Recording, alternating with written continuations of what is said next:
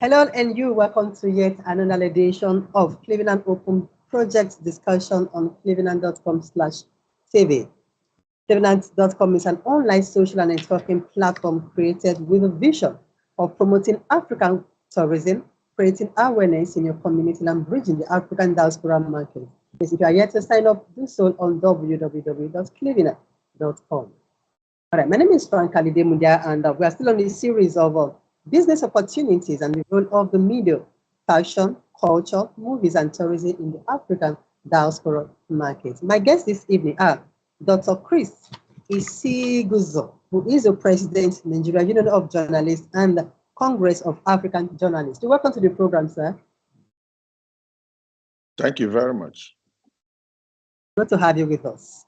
I also have Pastor Polanos Siri, Executive Director of the Graduate Center for Media Rights and Education, Port Harcourt, and also the former Commissioner for Information and Communication, Rivers State. Mr. Siri, welcome to the program. Thank you, Franca. And lastly, I have Alan St. Andrew. All right, he is a socialist politician who served as a Minister for Tourism and Culture, and also Tourism, Civil Aviation, Ports and Marine. He is also the President, African Tourism Research Network. Welcome to the program, Mr. Allen. Thank you very much, Franca. Happy and thankful that you've invited me to be with you again tonight. Thank you for always honoring our invites. All right, thank you for this invitation once again, and thank God I'm having gentlemen of the press. The three of you are experts in the field of journalism, so I think it's going to be very much easier for me to coordinate. My first question is this. I didn't just want to know who is a journalist, all right? What are the responsibilities and the duties of a journalist? Mr. Surin, please, I need you to start, open the floor for us. Who is a journalist? Then what are his responsibilities and then his duties? All right. I don't think there's any definition that will be cast in stone. Journalists are purveyors of news who have a constitutional mandate all over the world to serve as a fourth estate of the realm. And then in that regard, serve as agenda setters for the entire globe, continent, or country, as the case may be.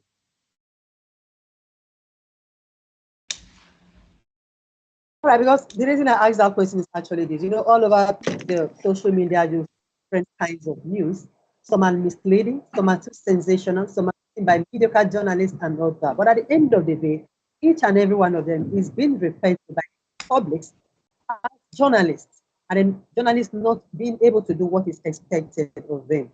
I wouldn't want us to start taking that name or address how we are not supposed to be addressed. So, Chris, please, I need your own contribution. What is your definition of a journalist? And then what are his duties and responsibilities? Oh, okay, thank you very much again, Franca. Like Pastor Nsirim said, there is no definition one is going to come up with that is actually cast in stone.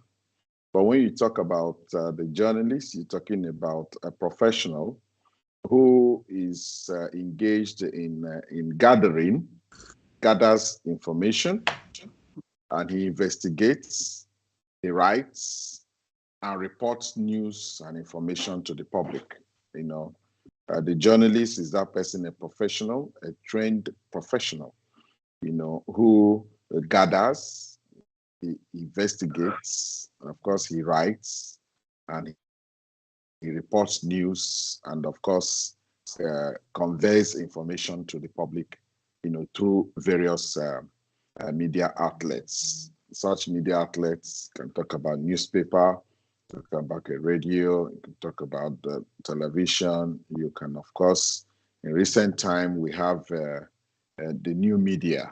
You can also talk about the social media, you know, so long as he's involved in the dissemination of information that is properly investigated, verified, factual, you know, and he, you know, disseminates them to the general public.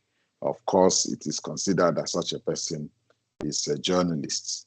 Now you're talking about what are the duties. I think I have in that definition tried to break down the duties and responsibilities of a journalist. Number one, gathering information. You know, the journalist, of course, is involved, like I said, in gathering this information. I don't want to actually amplify it by saying very important information, because there are what is important to A may not be important to B. But the important thing is that he's involved in information gathering. He also is involved in verifying information. He's also involved in writing and reporting. You know, these are some of the things expected of the journalist. He's also involved in ensuring that he maintains high level of objectivity in the information that he is disseminating. It is not just you grab it and you throw. You must ensure that you are objective in that thing you are disseminating, and you are also a professional who has high regard for ethical values, ethics, because every profession has got its own ethics. It has got its own rules and laws. So that professional also ensures that he maintains high level of ethical value. And of course, that journalist, you know that there are, as you are pushing information, it has to be timely. So it is also the responsibility of the journalist to ensure that the information you are pushing out to the public is timely. It maintains deadline, you know. Of course, I've talked about investigative reporting, which is also a key responsibility of the journalist to ensure that you embark on investigative reporting. So it is also expected of that journalist. You must also ensure that that thing you are dishing out is in public interest. You know, something that is interesting or interests, you know, the public. So these are some of the things when you talk about talk about responsibilities of the journalists. These are key ingredients that journalists must reflect if you are going to be a thoroughbred professional. Thank you. Thank you so much. You did mention of that a journalist must know how to gather information, and he must also know how to investigate a story before blogging or before publishing it. But now let's take a look at the effects, okay, of social media on truth journalism. Because when you go through social media, you discover that most of the stories you have said, most of them are not edited. Most of them are full of sensational news, things that are not real, things that are not 100% complete. They just carve out a section of it and then they publish there. And I want to say that that is creating a nuisance in the society, making everybody believe that journalism is no longer what it ought to be. Dr. Allen, Mr. Allen, please, can you lend your voice in there? What should one do to curtail the effect of social media on practice? I fully subscribe to what Mr. Christopher said. Fully subscribe. I think he's nailed it. He's touched with a hammer the nail on the head. But I want to take it a step further. I think a journalist is part of the body we call press. It's the press, and the press that makes what has now been termed in all democracies as the fourth pillar of the state. And I think we too often forget the importance of journalists and the press. We have obviously the executive, the president, and his cabinet of ministers. We have the legislative, which is all the elected members of parliament. We have the judiciary. And then we have, as the fourth pillar, the press. And I think if we put the effort to recognize and to respect the press, as we respect the other three branches of any democracy, we would be doing a service to ourselves, to our country, and to our people. And I think this is often, journalists, I think Mr. Christopher made it simple to look at. You have to be objective.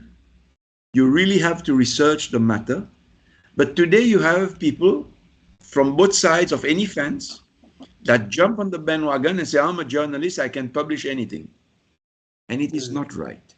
The importance that you have in society should dictate that you play that objective role of disseminating news that is factual, of really looking how you are helping your country and your people to move further.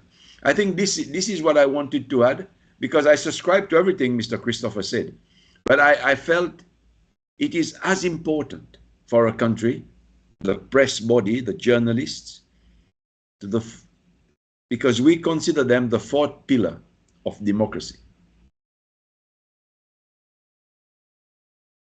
All right, thank you so much. The importance of the press. Sadly, I don't know about the Seychelles experience. Maybe I'll bring you on later to give us the Seychelles example. But right here in Nigeria, where I reside, I do know that journalists are not really regarded. They don't really have that much importance. I've had experiences where you wonder, instead of being a journalist, all right, why don't I even just play the profession and then do something else? And then with what we are even saying, many journalists are actually dumping the profession. They are going for other discipline, trying to make an aim of life itself. But the truth is this: do we really have, or our importance really placed on Nigerian journalists? Mr. President, please, let's get to see that treatment that Nigerian journalists receive. Is it right? And then if it's not right, are there things that the NUJ needs to do? But please, I'll take the question back to you, but I'd like to hear Mr. Nsiri's opinion. I'll be surprised to hear that a professional journalist is dumping journalism to seek greener pasture elsewhere. Any person that does that is not a professional. And that's why if you listen to the NUJ president trying to define who is a journalist, there are so many people who jump into the profession just to eke out a living. They don't have the requisite qualification. They don't have the requisite training. And of course, they think that if you just jump into the fray, then you begin to amass wealth for yourself. Every person who is a professional knows that that service is almost like the service a pastor renders to the church. As a journalist, you're almost like a pastor. The pastor is the one that will prepare a message, he will visit, is the one that will give support to his congregants.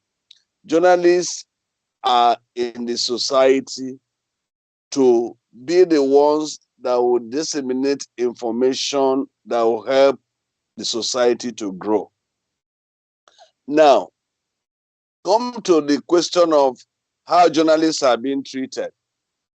There's a local saying in my own community that there's a way a man will dress and go to his in-laws' place, and they will tell him to fold his trousers and help them pound yam.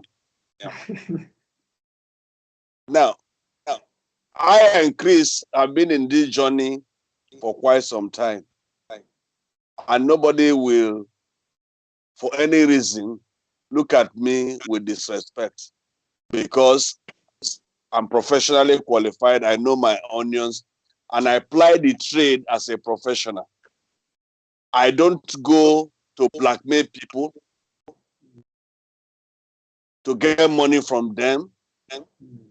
I do my job as a professional. That's what has made me rise to where I am. That's what made somebody like Chris to get to where he is.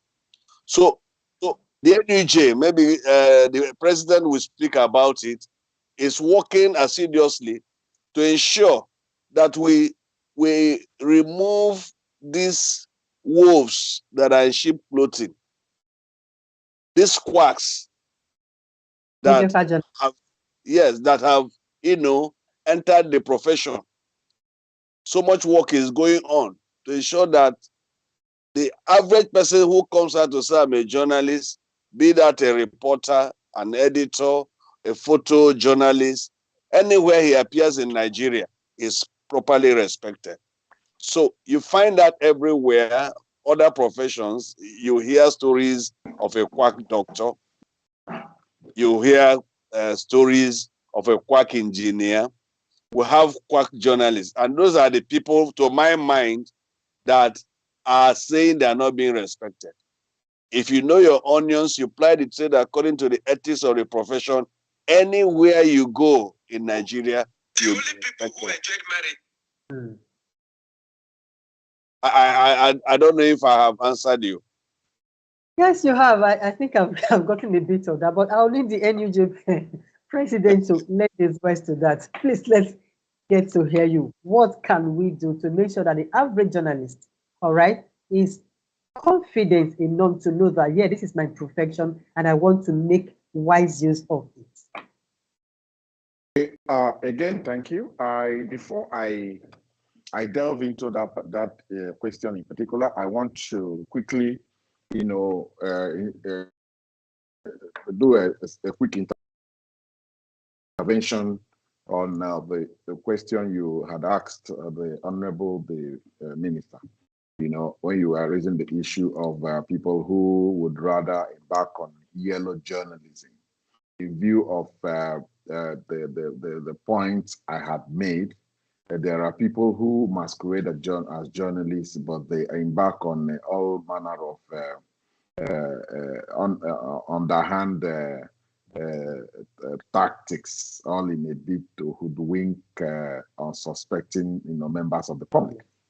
Yes, and that's why what had become a global infodemics, the fake news has gained currency at the global stage.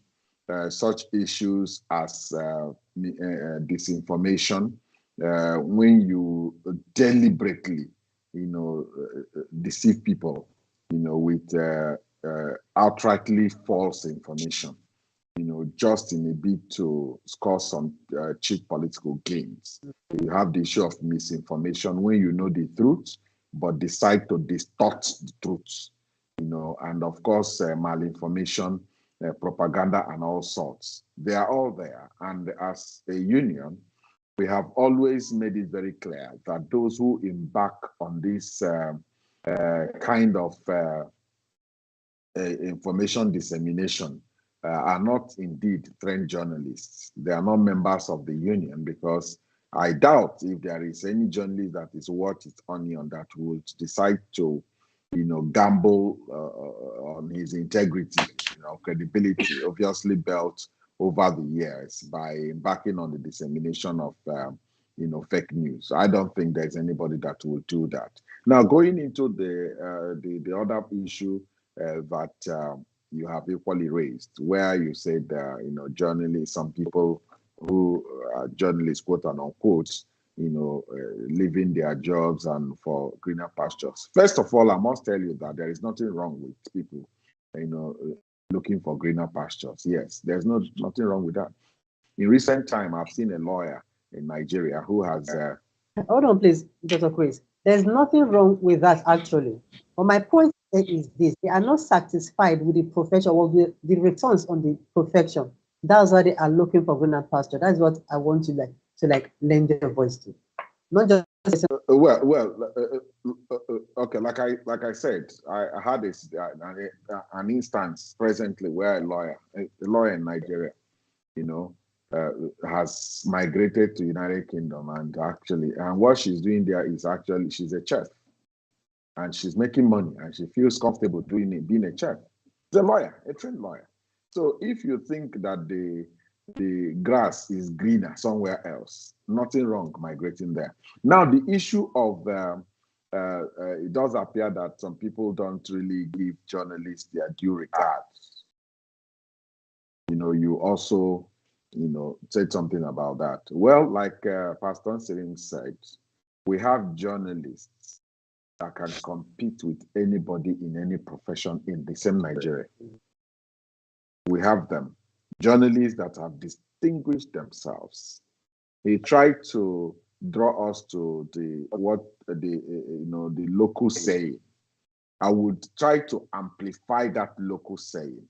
The way you dress is the way you will be addressed. So in every profession, you also see people who dress as, permit me to use, mad people. And they will be addressed as such. If you have been invited to a ceremony, and you dress like a madman, I can assure you that bouncers will bounce you from the gate. You are supposed to be the chairman of that wedding ceremony. But when you are coming, you dress like a madman. They will say, Kai, this one will not be our chairman. You'll be bounced. Or maybe you have not been invited to the event. You dress so fine, wear your good suit, and with your fine shoes, and you walk in. They say, oh, sorry, sir, please. You are the chairman of this event. You are probably not invited. It does happen. It happens.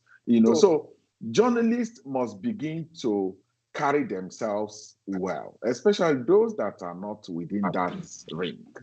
But I can tell you that an appreciable number of journalists that have been properly trained, journalists that can be called professionals, we have distinguished professionals within the field, and they are doing well.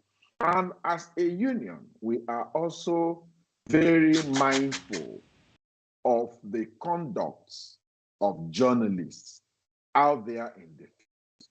And that's why quite recently, we had to take a look at the code of ethics, that we have, and felt that what presently obtains was packaged sometime in 1998.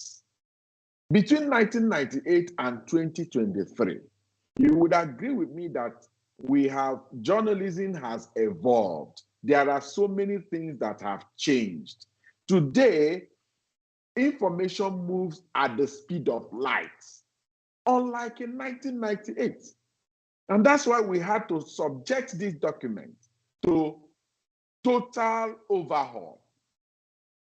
Now, at the level of Nigeria Press Organization, that NPO is made up of Nigeria Union of Journalists, who I describe as the frontliners. You have the Nigerian Guild of Editors, who I describe as the gatekeepers. Then the Newspaper Proprietors Association of Nigeria, NPAN, who I describe as the entrepreneurs. We have all come together, and we are also able to bring on board GOCOC. This is a guild of professional online editors or publishers. We're able to bring them on board so that all of us as media stakeholders will be able to chart a course for the profession. So if you look at the document we are coming up with now, you will see an entirely different thing. Beyond that, we also have the Complaints Commission, so that we have some sort of check. We call it co-regulation, the ombudsman, so that we don't just subject ourselves to complete regulation by government. That's why we now came up with the National Media Complaints Commission. We have gathered some stakeholders, veterans, media chieftains, eggheads, so to speak, from the media profession. We have brought people from the legal profession. We have brought people that are consultants in the university. They are professors in the university, and they teach mass communication or journalism courses, media-related courses. We gathered all of them together. We also brought people from the legislature representing the government. We also brought people from the executive representing the government.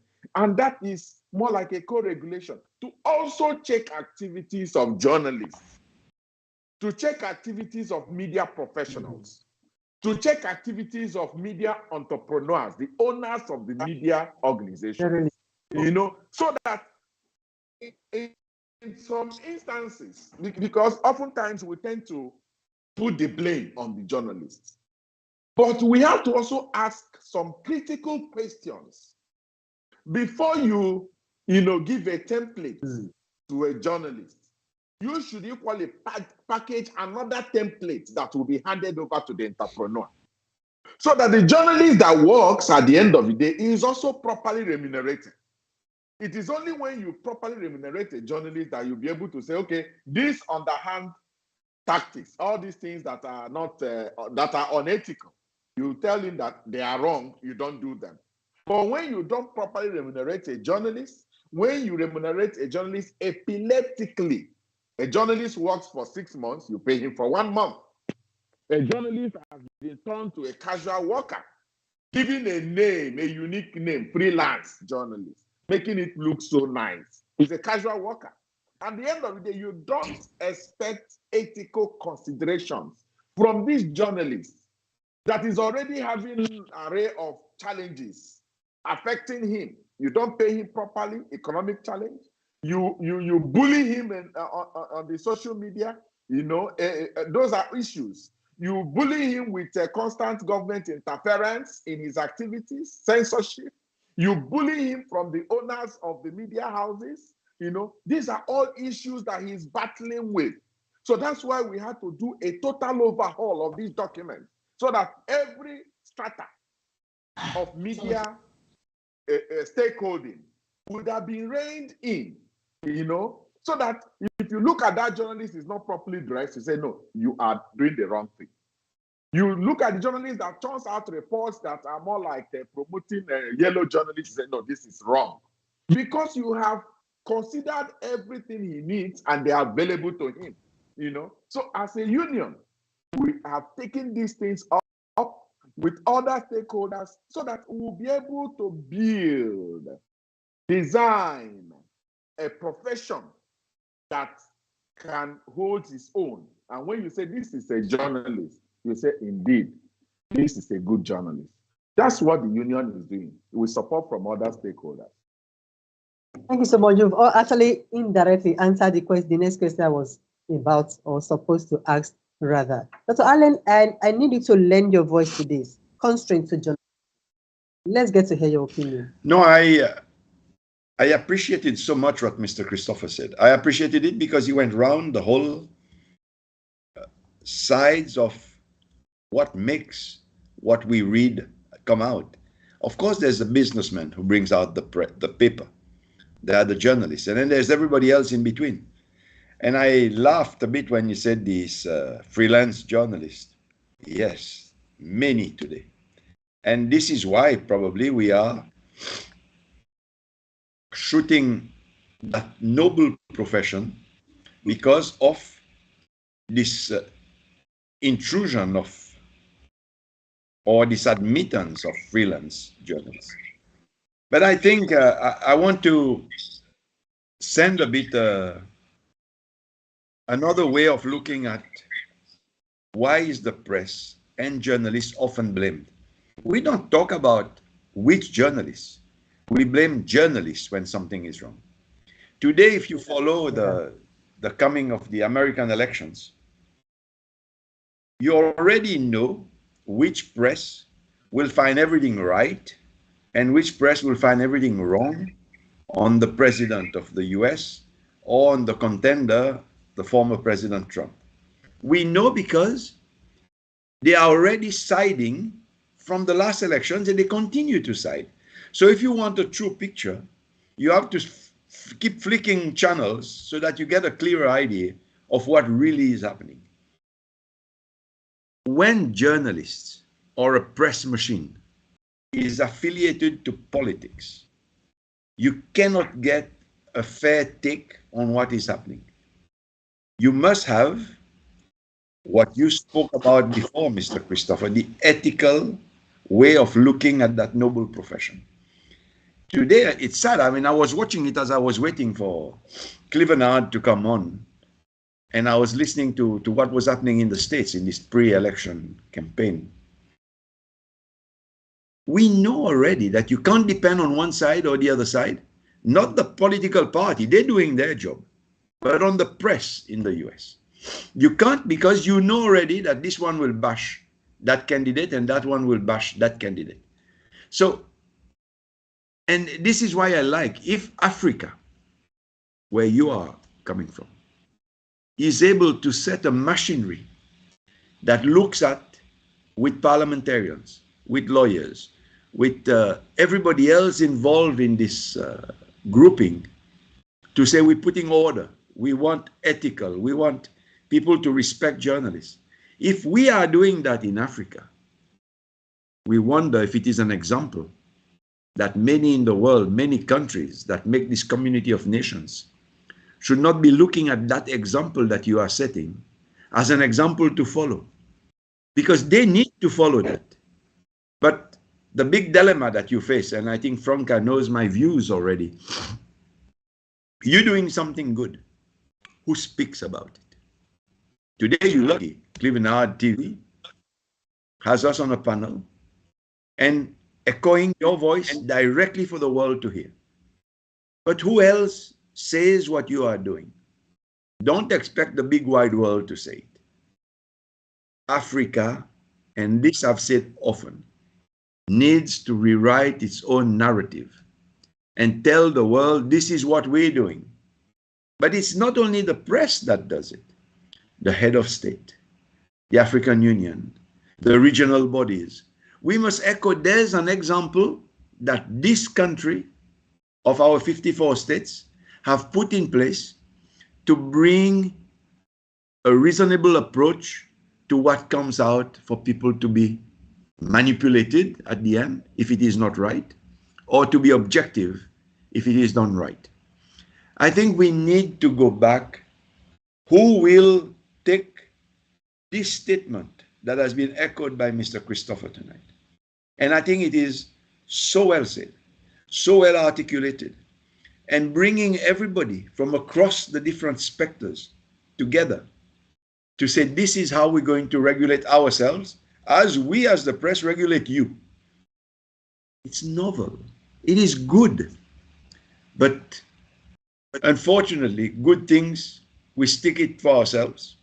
We are like best kept secrets.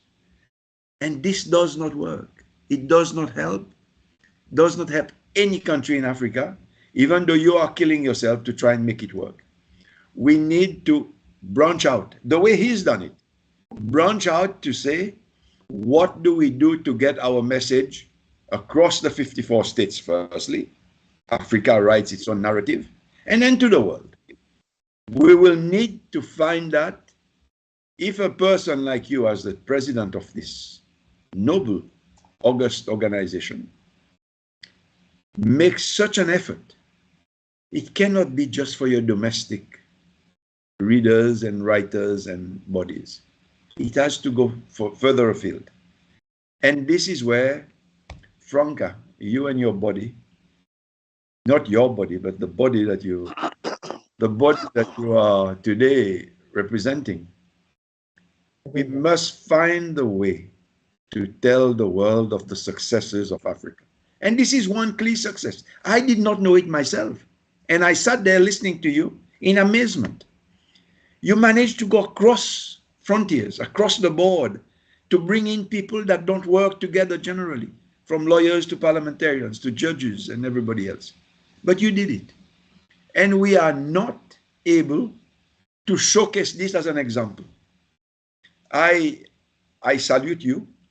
At the same time, I say, Africa keeps shooting itself in the foot because we are unable to take our success stories, bring them to the world and say, this is the success we are doing. Follow our example and you'll be better off as well. All right, now I'll take it from where you stop, which is telling and selling the African story. But Mr.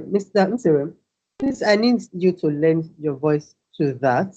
How should the journalist go about that? What can we do? What should we do? Even after we've outlined the constraints to practice of good journalism, we still discover that there are so many things that they are not actually getting to be able to work effectively. But definitely they still need to do that because that's actually their responsibilities. So what should a journalist do in that regard? What should journalists do? Looking at the handicap they face, that gets you right. Exactly. And still be able to carry out his responsibility in selling the good stories about Africa. Well, the NUJ president just outlined what the umbrella organization of journalists is doing to ensure that we get a standard, like a standard operating document for journalism practice in Nigeria. I think that will serve as a basis for building a virile press for the country. But I always make this point that beyond what we look at, there are things that look like the root causes of what we see. And that brings me to our values, our value system. Any society that does not recognize honesty, merit, and hard work will likely be pursuing standardization and professionalism, and it will likely look like a mirage because the journalist is not living in isolation. The journalist or the media practitioner is a product of a society that celebrates criminals, a society that people who do not put in much are the ones that enjoy the wealth of the nation, can never produce a virile press. And that is fundamental. It's fundamental. You can build all the standards, all the procedures, bring it as a Bible, bring it as a document, no matter how holy, no matter how rich that document is. If we don't speak to our values, we'll be chasing a mirage. So what I think that the NUJ also need to do is to put in proper perspective the issue of going back to our value system as a people. I grew up in a community those days where you can never be caught stealing. If you are caught stealing, you'll be stripped naked and paraded around the community. If you bought something that your kinsmen are not sure of your source of wealth, they will sit you down for you to tell them how you got about that particular property. If they are not convinced, they will not celebrate with you. They will ostracize you. I grew up where parents will tell their children, remember whose son you are, remember whose daughter you are. Today, a young girl will come back with iPhone. I don't know how much it costs now. Buy one for herself, buy one for her mother. The mother does not care. It's being celebrated.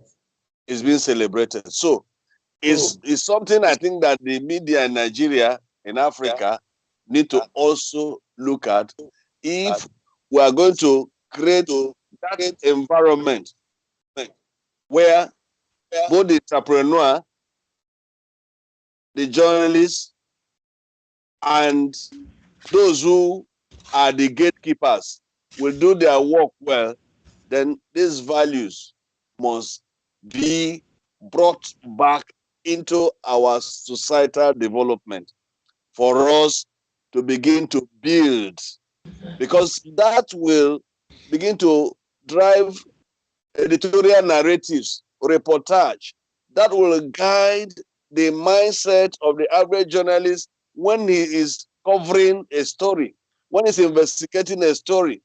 Those values will drive how he will portray a particular news story, a particular investigative story. But a system where people just make money from all sources and they're celebrated, and in fact, it is the media or the journalist that is invited to publicize such activities, it will not augur well for our future development.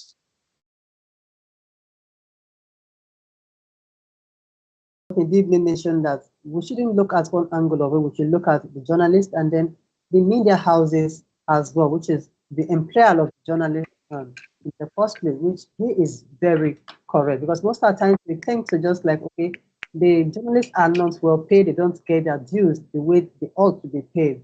But now let's take a look at the other aspect, which is the employer of journalists themselves. Are they really having that much money to be able to do what they are supposed to do? All right. Now, can they be created for these employers a source of fund that will boost them in such a way that they are able to take care of their journalists? Because taking a look at it, you are on Clevenard.com TV now, and I want to believe that it takes a whole lot of effort, financial involvement to be able to set up what we have set up now. Somebody is right behind the camera trying to make sure everything like this comes to play and it stands the way it ought to be. But at the end of the day, if he or she is not getting any remuneration, and then he tends to get tired, which is normal with life. So in such circumstances, you're having to finance media houses. NJ Chairman, please, I need you to, sorry, NJ President, please, I need you to lend your voice there. Are there packages, are there policies in place to make sure that even the head or the owner of media houses, they are put into consideration so that when they employ these journalists, they know exactly what to do and then they have the strength, financial strength to be able to do that? Thank you again. There are very key strategies that when you adopt them, it will be difficult for you as an institution or as a media platform to go down. In our country today, we have, I can give you 3 online media platforms. They are getting an array of support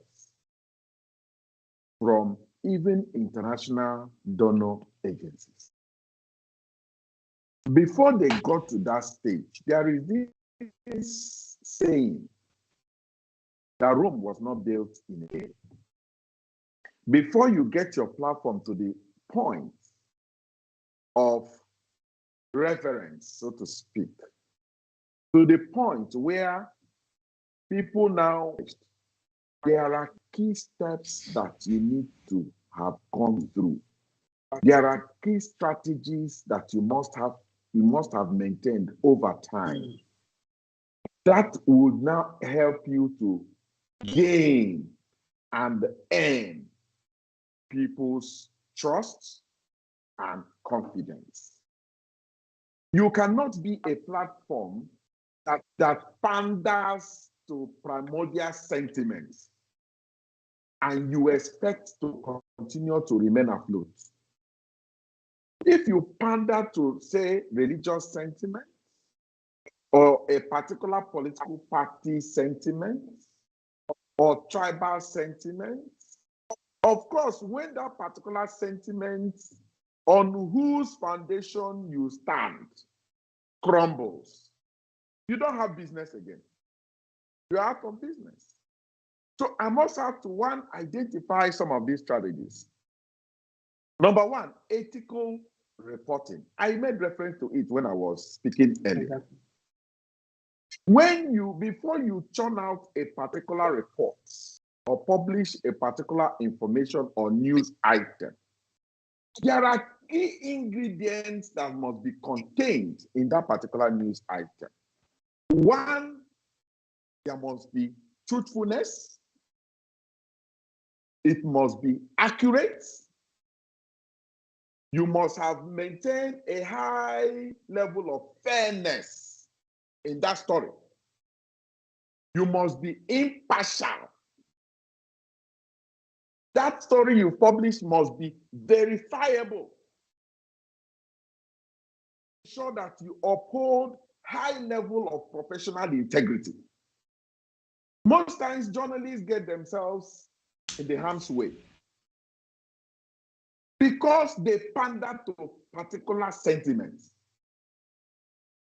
When you are not tilted to either A or B, and you are tilting towards promoting and projecting the public interest, I can tell you that you can hardly have issues with anybody.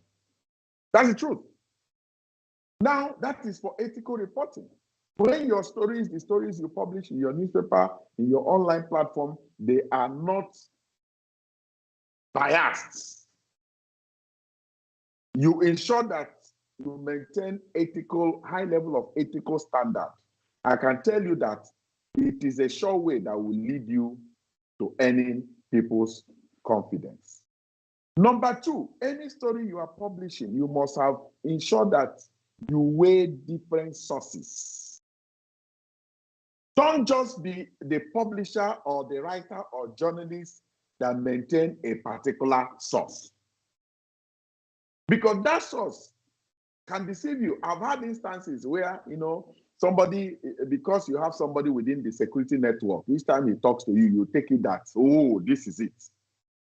But what you don't know, that person might as well be promoting his own selfish interests. But because over time you've got so used to him that whatever he gives you now is what you consider as right. After all, he works with the security agency. Make sure that the story you are churning out, you are maintaining varied sources. Fact-checking. I'm happy that today the issue of fact-checking has become a global issue. There are stories you churn out today, within a twinkle of an eye, it will be subjected to fact-checking and it crumbles. You must ensure that the stories you publish as an organization at any point in time. Don't be that organization that before you know it, you are always coming up with apologies, corrigendum, and what have you. By the time you continue to do this, the confidence and trust people have in your organization begin to do what?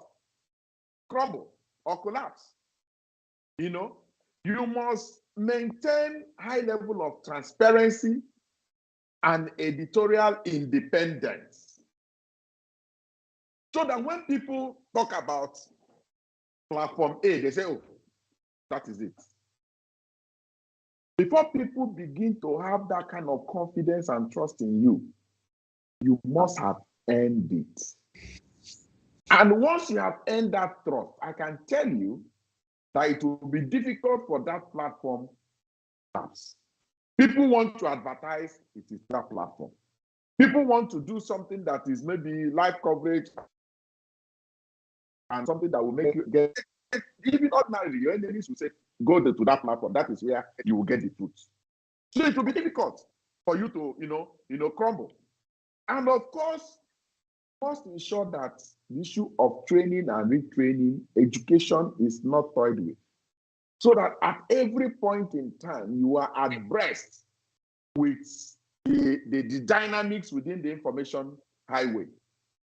At every point in time, you are not lost as far as current information is concerned. So that they know that where they are going to get the accurate, the factual, the authentic news is from that platform. I can tell you, it is difficult for you to have issues. And the issue of legal knowledge. Sadly, most journalists, even entrepreneurs, don't know about some of the laws that we have in a particular system. You go to Seychelles, they have their media laws. You go to Nigeria, they have their media laws. If you go to Ghana, they have their media laws. Don't feign ignorance of these laws because they exist. The fact that you're a journalist does not confer an special immunity in you to the point that if you violate the laws, you go scot-free. No.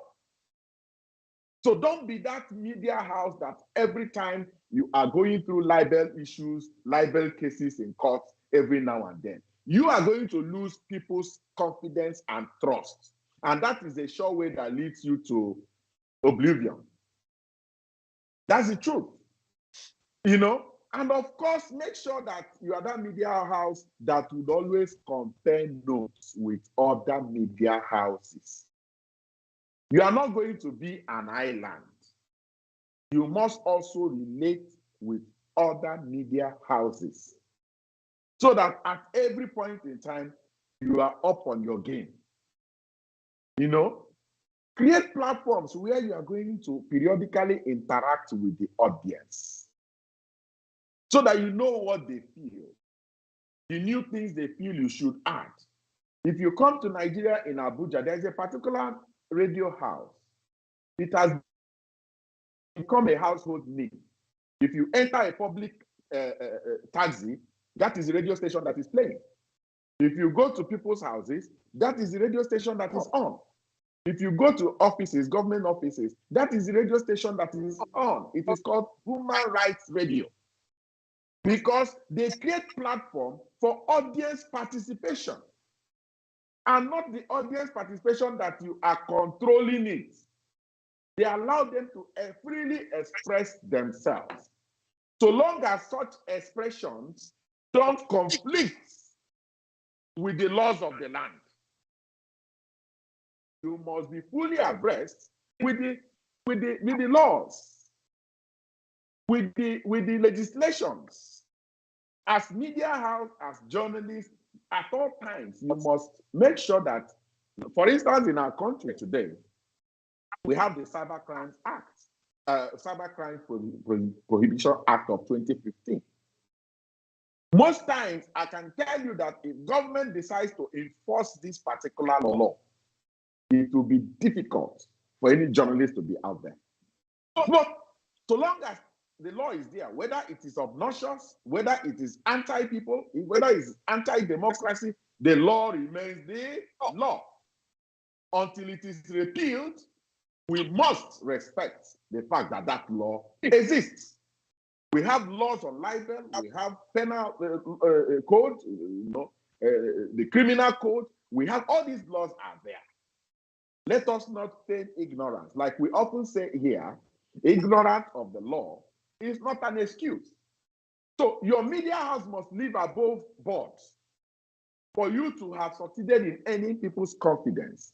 And when you earn this confidence, I can tell you that money will be coming within and outside to assist the institution.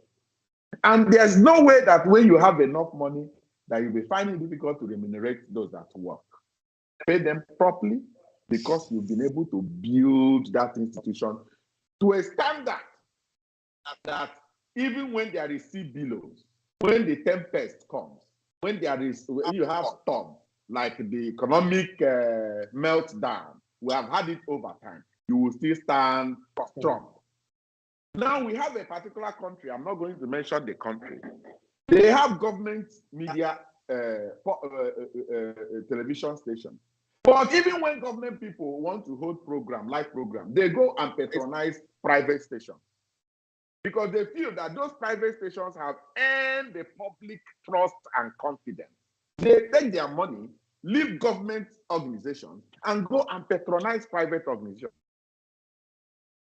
Why are they doing that? Because over time, these institutions have been able to build their brand.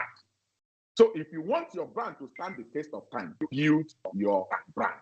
Adopt some of these strategies that I have listed, and the sky will be a stepping stone. All right, thank you so much, Dr. Chris. That was quite enlightening. Now we'll take discussion down to the tourism markets, its disadvantages and advantages, and the role of the journalist. But before I come to that, Dr. Allen, please, I need to take that. Before I come to you on that, I'll need Mr. Nsirin to tell us how important it is that a journalist should get the necessary training. Thank you very much, Franca. Every profession all over the world has its own tools of the trade. If you go to study engineering, you'll be taught the tools of the trade. If you go to study medicine, you will go through the training, get up to housemanship before you be called a medical doctor. For journalism, the standard qualification here is that you are trained, you study mass communication, you study journalism. If you study any course, maybe social sciences or even any other course, you are required to undertake a basic training in journalism to know the ethics of the profession and the standard practice. But what has happened over the years, we're talking about entrepreneurs and what they are doing to the image of the profession. There has been no standard regulation of what and what should obtain before somebody, for example, sets up a newspaper. In Port Harcourt, where I reside, I can tell you that over 90% of the newspaper houses that operate here are not registered. And over 70% of those who work there are not professionals. So that's why for us, having spent all my adult life as a journalist, I have come with the Gracia Center for Media Rights and Education to bridge the gap. Because like the NJ president was alluded to the fact that, about people knowing about laws. If Nigerians know their rights, so many media houses in Nigeria will fold because they would have been charged for libel and slander.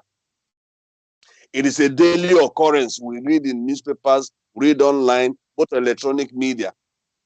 They commit this law of libel and slander on a daily basis. And it's because they are not aware. If you're not professionally trained, you won't know about press law. It's a standard in journalism training that you take a course in press law to know the laws of the country as related to media practice. These things are not happening. That's why an organization like ours is coming up now to begin to bridge the gap. We want to set a global training for journalists in Nigeria, even across Africa, where standardization of practice, because I'm happy to hear what the NUJ is doing with other the media stakeholders, so that we begin to set standards for journalists. If you find somebody who is not operating within that standard, you know that, of course, this one is a quack journalist. So training is important, training and retraining. The world is a global village. You can't be practicing journalism the way it was done with letterpress of the 70s. Do you know what is letterpress? Frank, do you know what is letterpress? We heard of that in school. So that's how newspapers were produced with letterpress. Those days, they were picking the letters, So we must move with the times. We must move with the times. Look at what we are doing now with Cleveland. If the technology is not here, we can't be doing this. Exactly. So the issue of technology, the issue of training is something that media stakeholders in Nigeria, in Africa, must take seriously for us to compete favorably. Remember in our last conversation where I was telling Alan, we agreed that why can't Africa have a voice of Africa as an authoritative platform to drive the African narrative in the global community? Why can't we get the heads of state, the African Union, and all the regional, sub-regional bodies in Africa to come together to see if we can get a media platform that will serve as a voice Yeah, continent. continent. And you cannot serve as a voice. Yeah. Yeah, we don't have that. We didn't get that yet, but we have Clevenard. And then first nation is actually vision and then the mission of Clevenard.com. Voice in Africa. So Yes. So well, let me just stop here. It's something that we need to put into the public domain for all the media stakeholders in Nigeria, in the continent, to look at as a way of repositioning media practice, as a way of creating a voice, as a way of creating a standard that be accepted globally. all right, thank you so much. And I want to quickly add that the reason or the vision of Clevenard.com is actually to bridge, all right, the world of African tourism and be able to like showcase the good, the best of the African continent to the diaspora. So I think that's made your explanation of what to expect of the voice of Africa. All right, we'll take the interview now, we'll take the conversation now down to tourism. And Dr. Allen, I'd like you to come in there. Let's explore the African tourism markets and its advantage to Africa and then the role of the media in achieving our sales objectives. It's a great point. Maybe just before I touch this, I'd like to retake what was said just before. The voice of Africa. Today you are doing a TV run, but you also do the press side of it, the written side of it. Maybe the time has arrived, instead of you writing everything, which you do, why don't you invite these respected personalities to put their name on articles? So slowly, the names of Africa that come from that profession, noble profession, gets disseminated further, and you start by building this voice of Africa. If Qatar could do Al Jazeera by itself, today it's a worldwide name, by itself they did it. Can we as 54 states not be able to do it? But we need to start somewhere. I think let's invite known personalities from the press to put their names on articles that they write. It might not be your views, but they put their names to it. It will start showing that the Clevenard is open to different views of the continent and are able to disseminate it as if it was yours, but you'll have a disclaimer to say this is not my view, it's written by so and so. But now let's get back to tourism, which is the bit of my pet side of things. Dr. Allen, please hold on. Let me just come in there. So that's actually the main objective of I mean, journalists from personalities and journalists from other media houses having to place that materials on Clevenard.com. There is a provision for that on Clevenard.com. And the beauty of it is this. Is, for example, Dr. Chris, the NJ chairman, wants to write a story for his own newspaper or his own media, and then he blogs it on Clevenard.com. What happens is this: even if you have the audience on Clevenard.com read that story, as they click on it, it takes him, the person or the reader, back to the site of Dr. Chris. I don't know if you get that. So we have the platform. Yeah, I'm getting it. Exactly. So any writer from Africa can actually use the Clevenard.com platform, whether the blog or the video or the podcast. We have all that contained on the sites. Excellent. So that's just my contribution. So Dr. Alex. Yeah, I think tourism destinations, if I take now the 54 states of Africa, most of them will do tourism in one way or another. Some are more successful than others, but we all know that tourism is the one industry that can put money directly in the pockets of each of the inhabitants of the states. But if you have, and I think we've spoken about that on your platform before, if you have key USPs, unique selling points, in Abuja or in Lagos, in any of the 54 states. You have these key USPs, but you are unable to get the press to work with you. They become best kept secrets, and they bring no value to you because nobody will know that you have best kept secrets. If tomorrow in Abuja, because you mentioned Abuja earlier, you had a white elephant that roams down the street and never breaks a building because his horns are very soft, it would be a USP in itself. Where do you get an elephant like this that is so domesticated? But if nobody knows about it, nobody will visit you. So you need the press on your side. Often you can say, I will put my adverts out.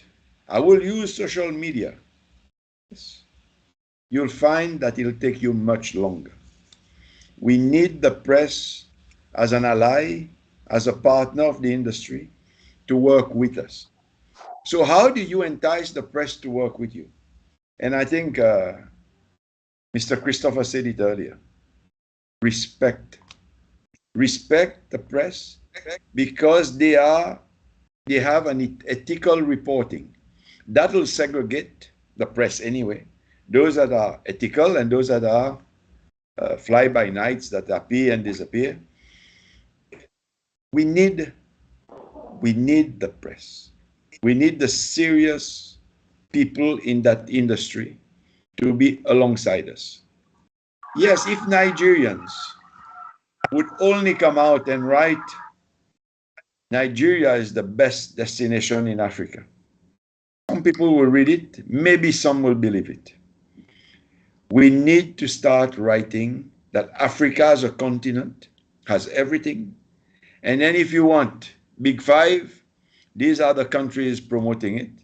If you want sun, sea, and sand, islands like the Seychelles or Mauritius, even Malindi, Lamu in Kenya have it. We need then to segregate it. But the press is the one that will get it to the whole world. This is why earlier I said, if African press only preach to Africa, it's a losing battle because you know the continent better than any press around the world. But we need to open the doors for the African press to have a worldwide audience. This is why I'm faithful to Clevenard. I'm faithful because I see what you are trying to do. And I think Africa needs more like you. We need to embark on that project of getting the African Union or SADC or the East African Community to embrace what you do and bring to the forefront good press, good African press that becomes in due course maybe the voice of Africa, but for us to be able to tell the world what we have. And I'll finish with a simple disadvantage when it happens. Africa has its challenges. Ebola. You name it, we have it sometimes. But it is not Africa that has it. It's one town or one village has it. But when it's related to the world outside, they tell you Africa has Ebola. Africa has a mutiny. There's mutinies everywhere. But Africa has a mutiny. And then cancellations come in. I worked in the trade for so long. Whenever there is a challenge in Africa, Africa as a whole suffers. We must learn to rewrite our narrative because we have competent people. I mean, I look at the two on the panel tonight. They are professional press personalities. Let's empower them to get the message of Africa out. Today on social media, on I think LinkedIn, I read an article about a drone that had fallen in DRC, or RDC or DRC, one of them. And that was full of gold. It's a UN plane. I don't know if it's true, but I read it. I find even soldiers moving it to the woods. Is it true? We don't know because there's no authenticated name or body that clarifies it for us. But the news is spreading. And is it hurting Africa? Of course it's hurting Africa. It hurts because either we have a fake information, or we find that the United Nations is involved in a drone that has flown into Africa or from Africa into one of the countries with such merchandise on board. Who clears this for us? It has gone quiet after it was launched. Somebody needs to do it. Is it Franca that does it? Is it the African Union that issues a release to say, yes, I've checked with the president of that country. Yes, we have an issue. Who writes the story? The African Union is unable to write it. We need professionals to come out and to help them. And then they need the medium to put it out in that touches the whole world. Some of us has more contacts with worldwide networks than others, but we will need to work as Africa if we want Africa to succeed. These are my 2 cents worth. Press is a needed partner. It's an essential partner. But we need to empower them to work with us. Each country that wants to get its key USPs out to the world, we must respect that press, get him to visit us, get him to know what we have, and then he's free to write what he wants. Let's say Mr. Christopher enjoys big game fishing, and I tell him in Seychelles you can catch a marlin as big as he is.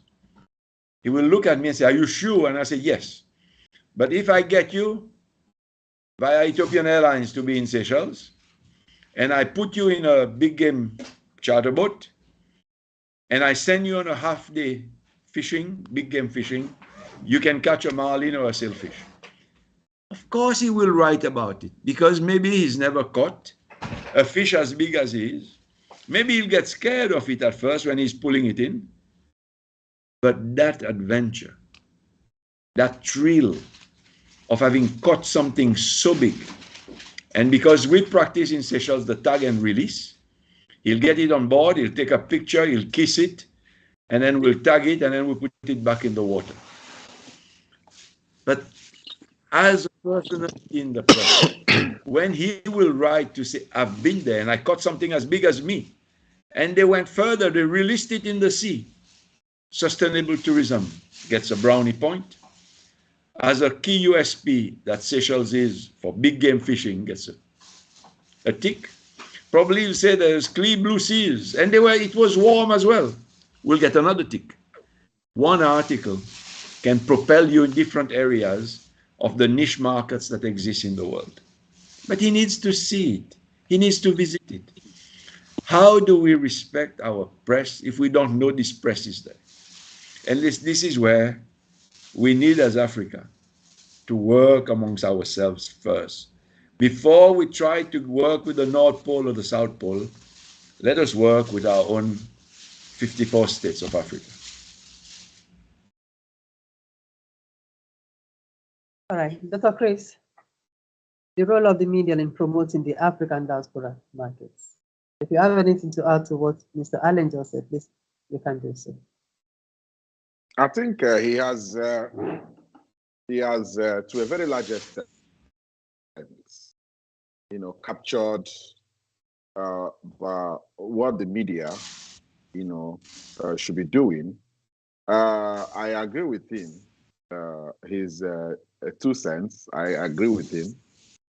And however, I must say that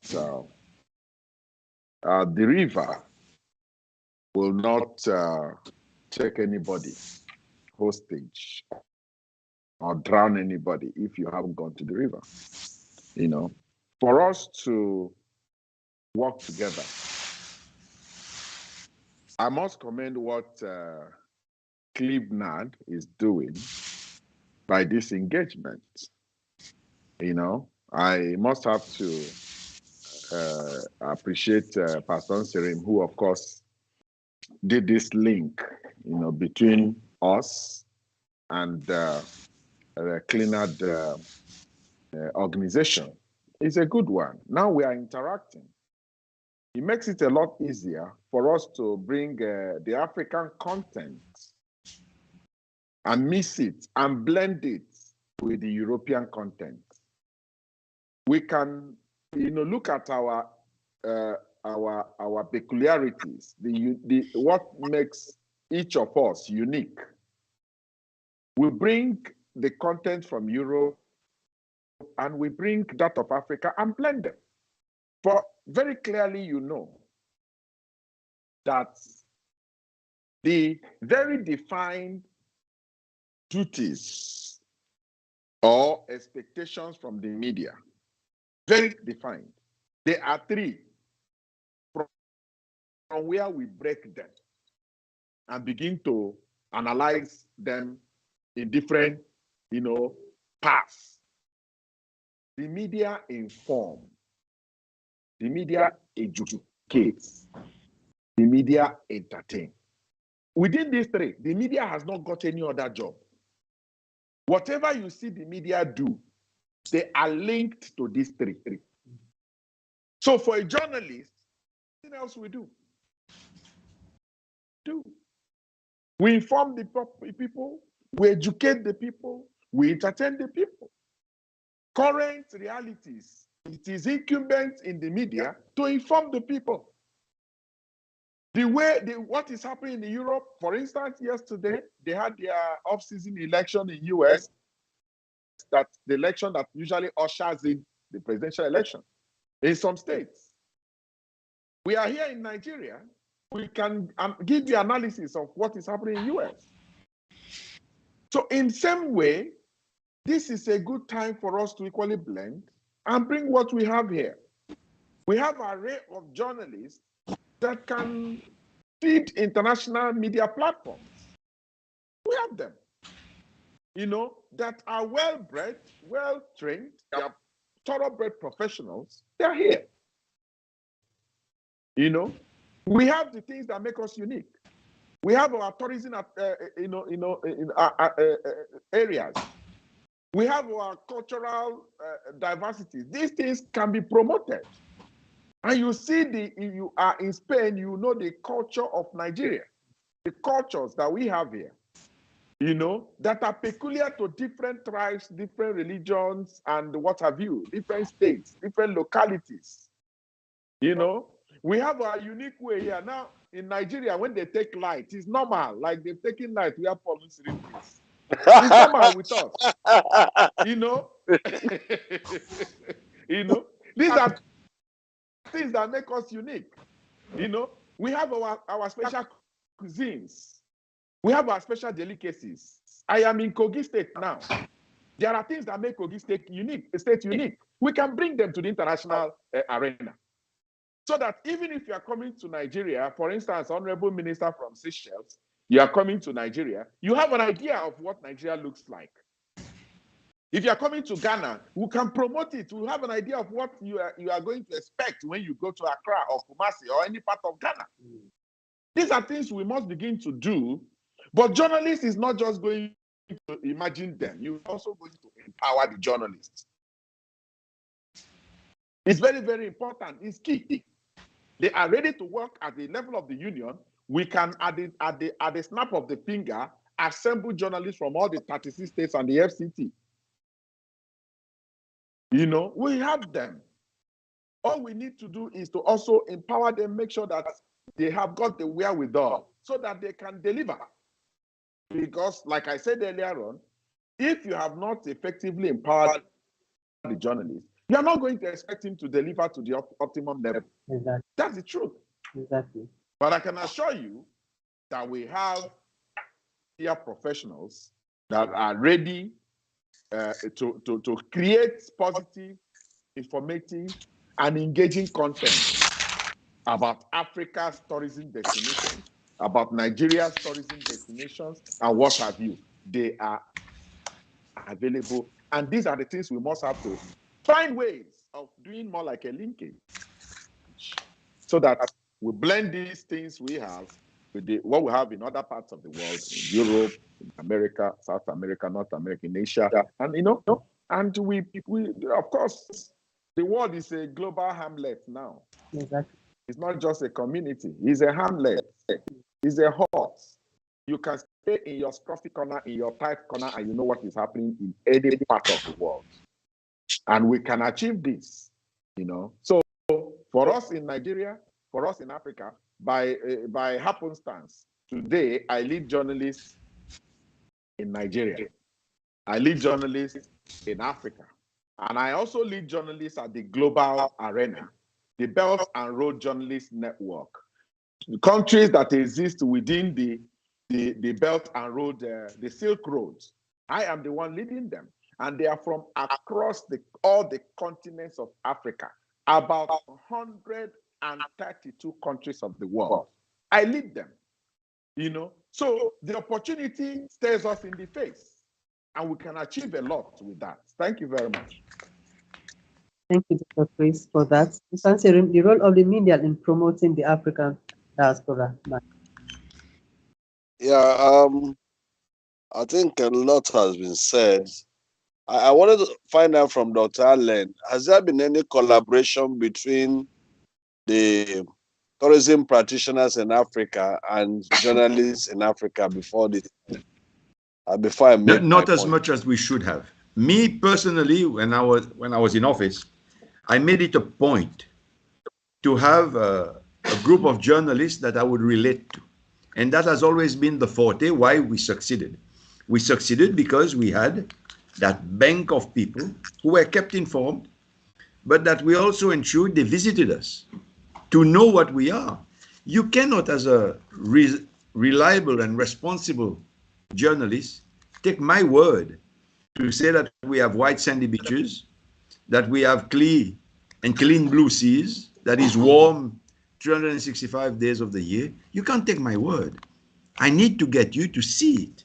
And we organized events where the press were brought in to see it. And I think if we had, and it's an idea after Mr. Christopher was talking, if we were able in Africa to say, we have an anchor person for politics, we have an anchor person for tourism, an anchor person for our fishing industry, an anchor person for our oil industry, we would succeed, because the minute something happens, the international press will say, Mr. Christopher is that responsible person in Africa for politics. They would call him. He would call his associate in the respective country. And the same for every other industry. We need to get to that. And I realize today that I'm outside the circle, and I travel a lot as a consultant, that we have this shortfall. We cannot. I will be in Nigeria towards the end of the month, I think 24th, probably 23rd, for a conference taking place. I'm one of the speakers. And it's not my first trip. I've been often. I've been with Akaba Festival, and I've been often. And they've been to Seychelles to see me, and they've been to Seychelles to appreciate what we have. But I will let both of you know through Franca or directly, that dialogue that Clevenard has been able to make us today. And me and Paulinus, it's not the first time. But that dialogue that opens the door for friendship and for connectivity, we should not lose it. We have to make sure that when I'm coming, I message both of you, and I'll message Franca, obviously, even though she might not be there, but to say that I'm coming to Nigeria from that day to that day. The conference is on that day. I'll be talking on that day together with a host of dignitaries coming in for that. It's important that we have an opportunity, firstly, to shake hands and say, hi, we've met on the Zoom, but now we meet in person. That's the first one. But secondly, we have a rapport, and we see how I can help you and how you can help me, and how I can help Nigeria and you can help Seychelles. I think this is what we need to help each other as we create, sooner or later, a voice of Africa with clear representatives for each of the segment that makes our continent stick forward. All right. Thank you, Dr. Allen. I'm not taking your job, Franca. I just wanted to get that perspective. Yeah, it was good you asked this. Yeah, to get that perspective and to say that we're lucky with this interaction. we have Dr. Chris Isuguzo, who, is heading this continental and global army of journalists. And going forward, we can work with him as a takeaway from this interaction. We can set up a team of journalists who will be reporting tourism in Africa. It's possible to do that through him because it's somebody that I know his pedigree. And then we can use that platform and set an agenda. First, developing a tourism calendar for Africa, and then work out strategies for reportage and, drive the unique selling points for each country, as the case may be. I think if we get that done, Clevenard must have scored a very big point in promoting tourism in Africa. And to Dr. Allen, you see, we're talking about getting the media involved. You see, sometimes we media practitioners, we don't just go out of our way to do certain things. Those who are in those sectors of the economy that require media visibility, the onus is on them to reach out to us to say, look, we have this product. Please help us sell this product. Exactly. If, like the entire tourism sector in Africa, up till now, have not considered having a team of journalists in the continent who will report tourism at this level and stage of our development, that something is missing. Something is missing. And that's why we should thank Cleveland for what they are doing. I think that if we set that platform, in the next 6 months to 1 year, we will have a lot to push to the diaspora, push to the international market. And of course, like we said in our earlier conversations here, tourism is a huge market. It's a huge market that if we explore its potentials, will reduce crime, will reduce poverty, will reduce unemployment. And of course, the society, the entire continent will be better for it. But I'll take my last question and it will go to Dr. Chris. You've heard Mr. Inserim's assertion. What is your take on that?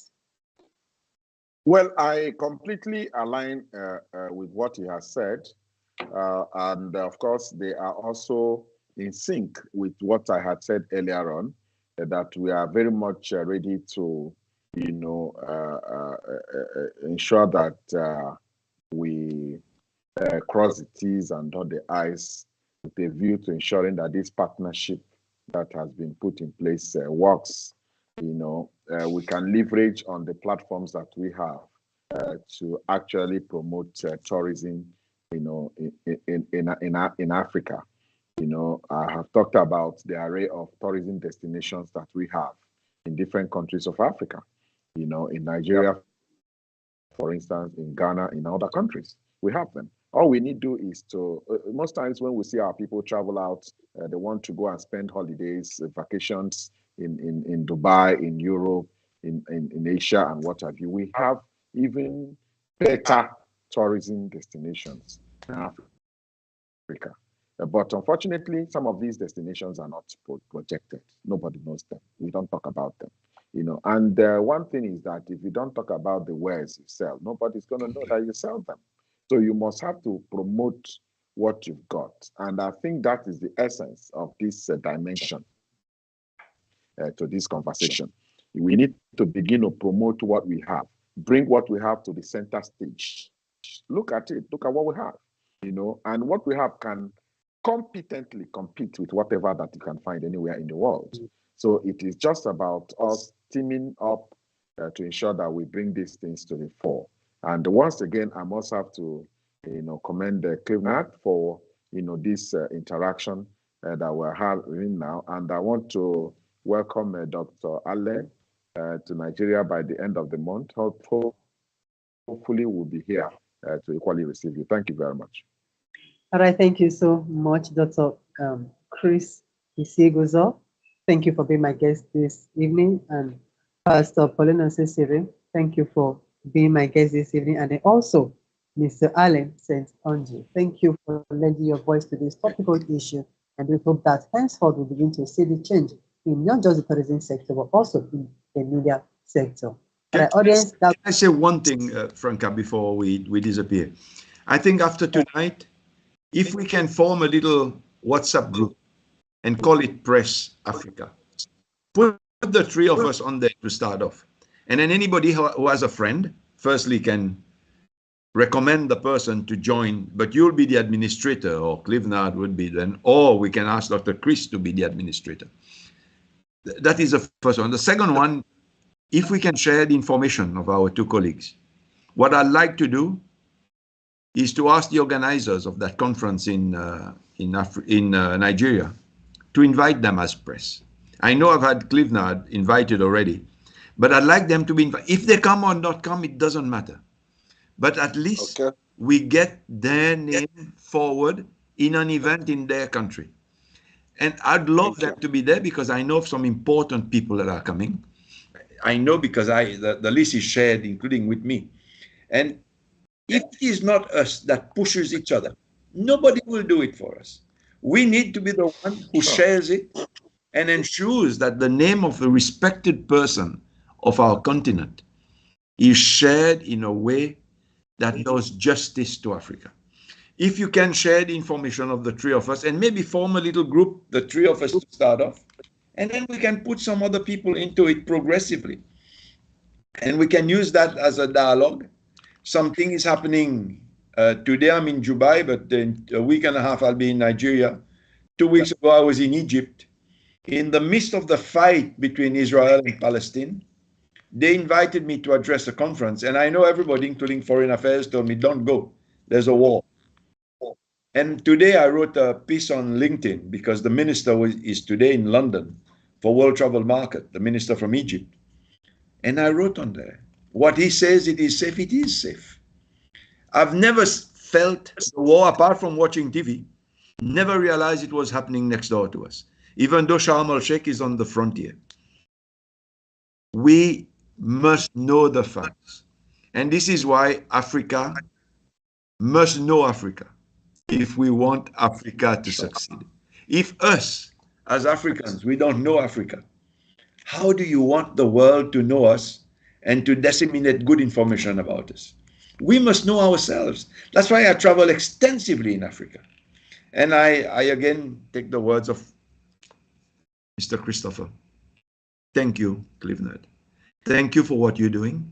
You are an example, and we need more of you around our continent.